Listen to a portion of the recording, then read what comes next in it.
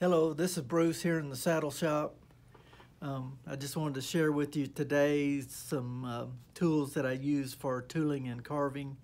Might help you out and give you some ideas. And once you get your tools, keep them in a safe place and they'll last for many, many years. Thank you, and good luck with your tooling and carving leather. I'm doing a little oak leaf and acorn tooling here. Tooling and carving leather. I'll show you the tools that I use. Actually, you'll be surprised at just how few leather stamping tools I use to create my designs. So let's kind of take a look at those. Okay, this is one of my favorite background tools. It is a older Craftool 888, and then I have another one that's let's see what this one is.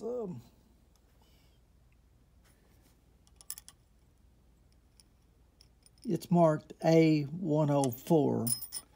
That tool may be kind of old. And I got this pear-shaped Bruiser right there.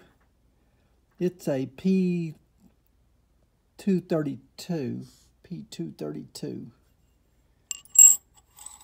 And then, of course, I've used these for years, the bevelers that I use. These are, I purchased these in the last few years. And that's marked Craftool B808. No, I'm sorry. That's marked Craftool B803. I should have known that. And then this one is a,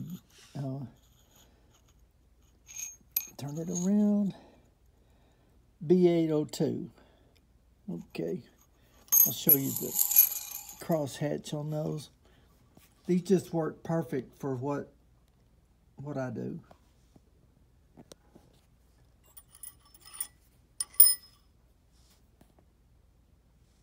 That should be a pretty close-up shot of the background tool textures, the Bruiser, and then my bevelers.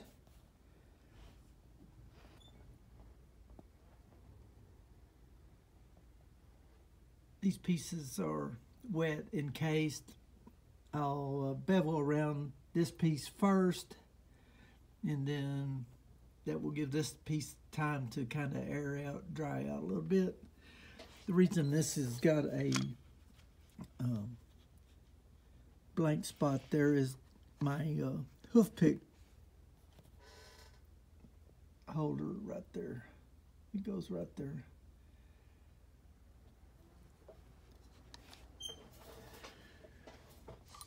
And then I've got my Berry King swivel knives.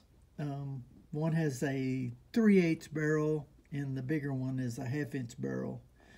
And I prefer the hollow ground blades, straight, and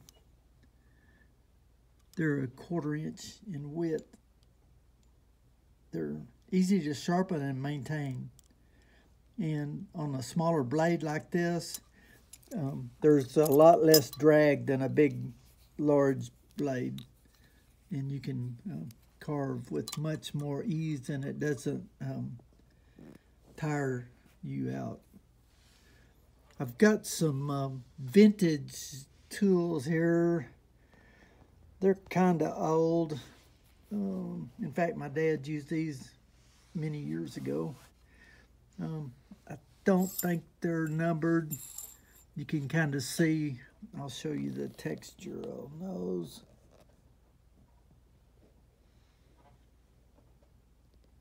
I think a couple of these on the end here may have numbers on them.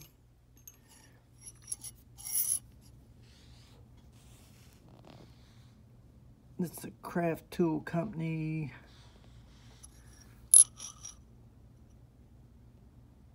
709, and the texture of that, let's see if I can roll that around there. You can kind of see that's a sunburst tool. I like that one. And this tool is a number 400.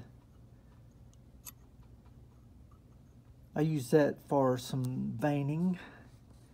And this other one is small. I don't use it quite as much. It's a RBS 406, and I do not know where that came from or who made that. Well, it was in my dad's collection, but I'm not sure of the maker. And these are two handmade tools that I use quite a bit. You can probably... well, okay, there I go. Lost focus for a minute. And that's the texture of those tools. They look pretty handmade, actually. So I thought I would just share with you today the tools I use for my oak leaf and acorn tooling. And might give you some ideas.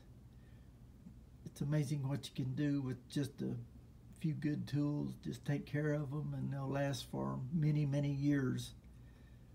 And it's very important that you select a good swivel knife or two, and with good steel on the blades. Hey, thanks for watching.